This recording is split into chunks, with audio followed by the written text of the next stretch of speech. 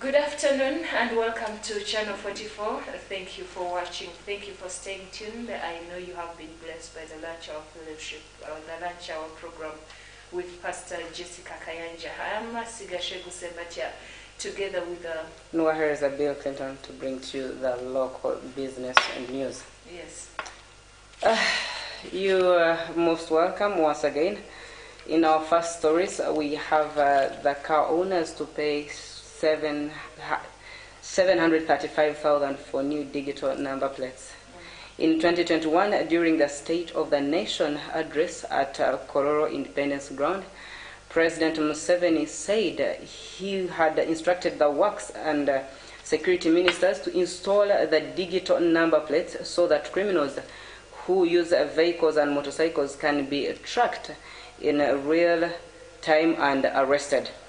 He issued the directive after attempted assassination of the former Chief of Defense Forces, General Katumba Wamala, where his daughter and driver died last year. Government in July 2021 signed an agreement with the Russian company M&S Joint Stock Company Global Security to provide the accountability with number plates that can be digitally tracked. In February 15th, Circular, Mr. Ramadan Ngobi, the Permanent Secretary of the Ministry of Finance, Planning and Economic Development, said registration of new number plates as well as replacement of old Government of Uganda number plates for vehicles and motorcycles will each cost 735,000 Ugandan shillings. That is $200 US. The number plates will be rolled out in July, while government vehicles were expected to switch on this system by 11th March. Mr. Ramadan Ngobi adds that the government has concluded the process of gazetting the Traffic and Road Safety Regulations 2022 and under the statutory instructions of the number 49 of this Act. The registration of the new number plates will enhance a stronger security identification features, which will kick off effectively July 21st.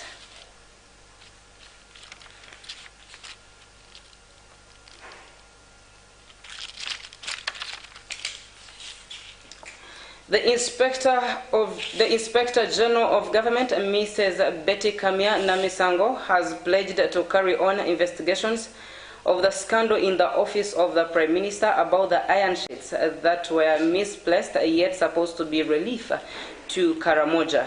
This has been confirmed by the IGG Betty Kamya Namisango during the media briefing, where she emphasized that it will require them time to investigate and emphasized that any official involved in the scandal shall be forced to step aside and grant way through investigations into the matter. She further stressed that similarly on the scandals in the National Social Security Fund, NSSF, where former Managing Director Richard Byarugaba will also be summoned to make clear of the controversies surrounding the NSSF. Meanwhile, the Inspector General of Government Office has set a date for the exercise in which all government officials shall be declaring their assets, incomes, liabilities by 1st March to 31st March. This report gives it to us. The Leadership Code is in the new Amendment Act of 2021 that directs every public servant and leaders to declare their assets, incomes, and liabilities as one of the avenues of combating corruption. This story compiled by Kato Dennis. Scandal in the office of the Prime Minister regarding iron sheets that were supposed to go to Karamoja. I want to assure you that we shall investigate this matter without fear or favor. And if there are people who need to step aside because we fear that they might tamper with the investigations, we shall ask them to step aside. But to answer the question that you asked, what is mandatory for someone to step aside is when they have been charged in court. Once you have been charged in court, you are automatically interdicted until court determines that case.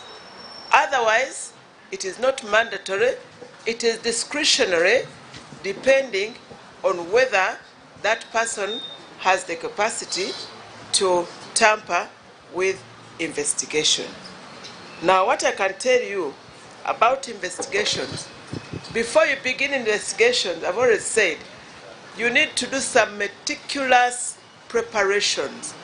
And during that meticulous preparations is when you determine the meat itself of the case, is when you determine the scope of the case, is when you determine the number of people involved, is when you determine whether people must step aside. So it is not like you just come out one day and ad hoc say you step aside. It is when you have put the case together and then make an investigation plan. And in that investigation plan, you have known the scope of most of the people that are involved. But I want to assure you that if it is necessary for the Inspectorate of Government to ask some officials to step aside, we shall not be shy to say it. Status update on NSSF. I also have to inform you that when you are doing an investigation, the less information you give out, the better. Because if you give out information, it might undermine investigations. It might also give people opportunity to prepare their defense or to undermine the investigations. So I am not at liberty to give you information on NSSF because of that principle that you hold on to the investigation so that they do not fall in the wrong hands and undermine the investigations. But we undertook to complete the investigations on NSSF within 60 days. And I want to tell you that we are on course. We shall be able to submit the report to the minister and also our decisions to the public within the time that we are given, which I think ends by 10th March. The 60 days will end by 10th March. But at this point, if I divulge more information, it will undermine further investigations. As for summoning Mr. Byarugaba, we are going to summon him. But as I said, when we are doing investigations, almost the first suspect is the last person.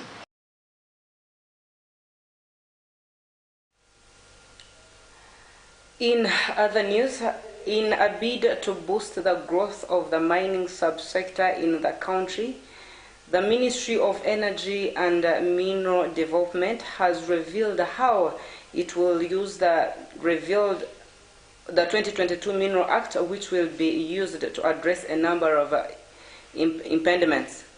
The new law will address impediments of transparency, including the compensation of the stakeholders within the areas of exploration, where the local government will be entitled to a share of 15%, government 70%, and individuals 5% who inhabit these lands where the minerals are discovered. The new law gives a provision of government to form the National Mining Company, a body which is responsible for granting contracts to the private companies that would interest themselves in the mining process. The new act will also be dependable for improving and promoting of the minerals and the mining sector, amongst the others. Kato Dennis compiles the story. Participation in the mineral industry by including mineral production sharing agreements. And these mineral production sharing agreements are a contract signed between the government and a resource extraction company, or a group of companies, determining the resource each party will receive from the country. So the Act domesticates regional and international conventions, treaties, and agreements and protocols to allow the mineral certification and traceability to prevent the illegal exploration and illicit trade in minerals. The new sharing now is 70%. The local government, the previous sharing was 10%. The new sharing is 15%. This is increased. The local government were getting 10%. In the new law now, increased to 15%. That means government had to forego some of her shares to take care of the local governments. Sub-counties and county councils, previously they were getting 7%. The percentage in the new law is increased to 10%. The landowner or lawful occupant of the land subject to a mineral right was getting 3%. The new law now gives such a person 5%. So it is government that relinquished some of her shares in royalties to cater for the local governments, to cater for the landowner. And the new law must be welcomed. On the classification of mining license, it was done into four thresholds based on the anticipated capital investment in the project.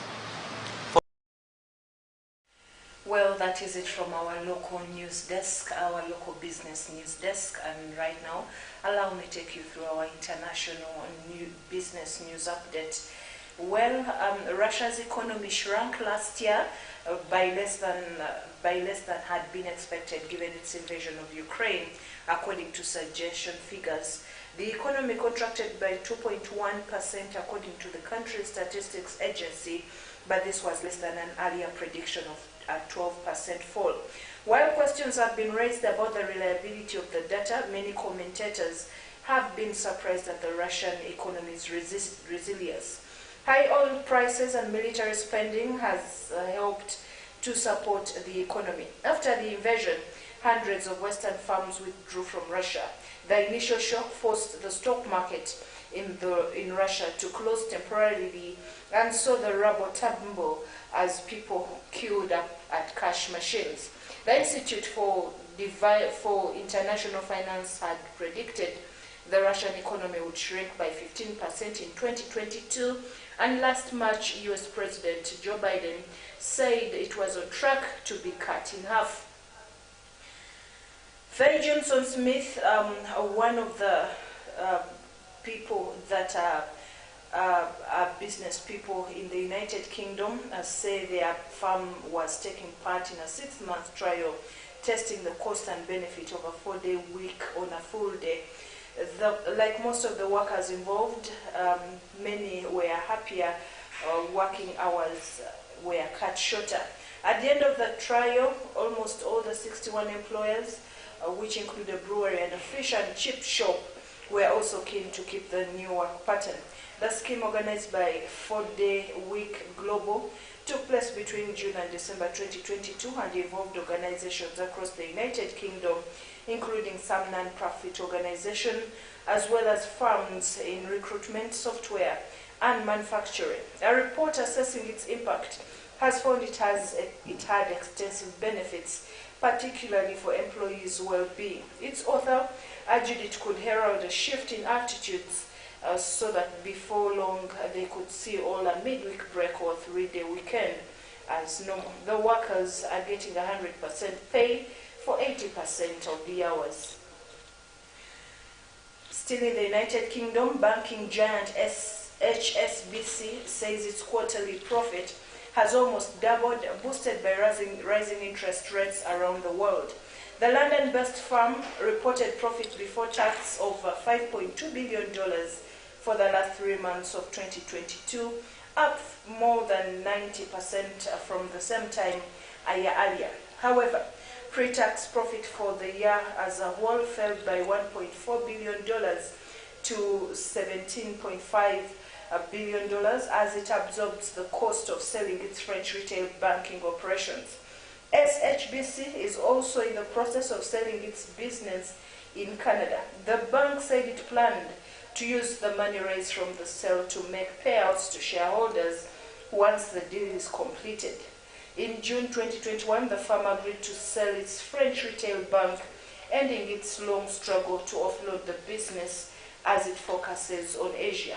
HSBC now expects to take a $2.4 billion hit to its profits related to that disposal.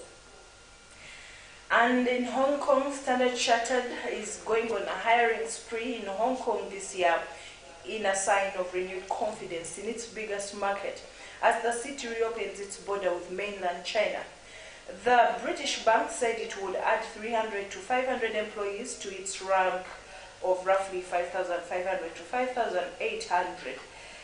That would lift its current headcount in the city by up to 9%. The move comes as the lender's business in the global finance hub begins to recover to pre-pandemic levels. In a result presentation last Friday, Chief Financial Officer Andy Harford said that despite Hong Kong's economic challenges, the bank grew its operating income in the city by 9% to just over $3.7 billion, which was back to around 2019 levels. The firm is encouraged by early signs of a pickup in Hong Kong, according to an analyst. Standard Chartered Hong Kong CEO Mary Wen said the new recruitment drive would position the bank to capitalize on the reopening of the city's border with mainland China. Still in our business news, Twitter is removing text message two-factor authentication for non-subscribers. By double-checking the identity of the person logging in, 2FA lets users to add an extra layer of security to their online accounts beyond passwords. Common methods include texting users a code or using an authenticator app. On Saturday, the Twitter support account tweeted only Twitter Blue subscribers would be able to use text message authentication from 20th of March. Some text message 2FA users also received in an app alert telling them to remove the method before the deadline to avoid losing access to their account. Twitter owner and chief executive Elon Musk tweeted its authenticator app, which would remain free, was more secure. Twitter had been scammed by phone companies and was paying more than $60 million a year for fake 2FM SMS messages, according to Mr. Musk. And elsewhere in the world of technology, a first-generation 2007 iPhone sold for more than $63,000 in an online auction on Sunday, more than 100 times its original cost. Dubbed a first edition device by auctioneer LCG Auctions, the box had never been opened. The original iPhone cost $599 and offered early Apple adopters a 3.5-inch screen with a 2-megapixel camera plus 4G and 4GB and 8GB storage options, internet capabilities, and iTunes. It had no App Store, ran on a 2G network, and was exclusive to AT&T's network. Bidding on this phone began online earlier this month at $2,500. All told, there were 27 bids on it, according to LCG's website. Mark Montero, the founder of LCG Auctions, told the press that 10 buyers vied for the iPhone, and the winner was an individual from the United States. Cosmetic tattoo artist Karen Green was gifted the 8GB version and never broke the seal, according to her appearance on daytime television program The Doctor and the Diva in 2019. An appraiser on the show valued the phone at $5,000 at that time. Another unopened first-generation iPhone like Green's sold for over $39,000 in a listing also by LCG Auctions that closed in October. The iPhone changed the way billionaires of people around the world communicate, make payments, do their jobs, take photos, and even how they wake up in the morning. It killed dozens of industries, that is camcorders, MP3 players, flip phones, among others, and gave life to many more. Well, that brings us to the end of this afternoon's business news update. Thank you for watching Channel 44. Bill has something for the viewers today. Mercy, on the same social media note, do you remember when Facebook was charged? Yes. The commissioner in charge of our domestic revenues, Sarah Chelengati, has also said so far it has collected 700 million shillings from the Facebook sources. Wow. It is such an interesting note for us to know. Yeah. And then we continue to inform you where you shall get us, and for your convenience, anywhere on any platforms or satellites that you're connected to. For DSTV, you shall get us on plate number 297. And then GoTV, you shall get us at 812. Then Star Times, you shall get us at 290. And then Zuku TV, you shall get us at 56. Just put code 56. And then on free-to-air, on Azam TV, it is 152. And then free-to-air, you shall get us on 12. Then we are also on your TV. Your TV is YOTV in case you have the app. And then the Afro mobile app, we are also there, channel 44. Then Airtel TV, we are also there. Then Star Times satellite, you shall also get us on plate number 468. That is the best name in television. You can get us there and anytime, at any place. Yeah, you can visit any of those platforms and be blessed, especially during the revival nights that are happening here at the Miracle Center Cathedral. We are having great encounters with the Holy Spirit every night. There is great dream interpretation, and just the interpretation of one dream brings deliverance to very many people. Come, you will be one of them that will be blessed, and you do not know what could be happening to you and how you can break through in life. Come, there is a revival service tonight. There is dream interpretation. There is healing of the sick. There is a lot of things happening. Come, you will be blessed. Otherwise, we wish you a very good evening. Stay tuned to Channel 44 and enjoy your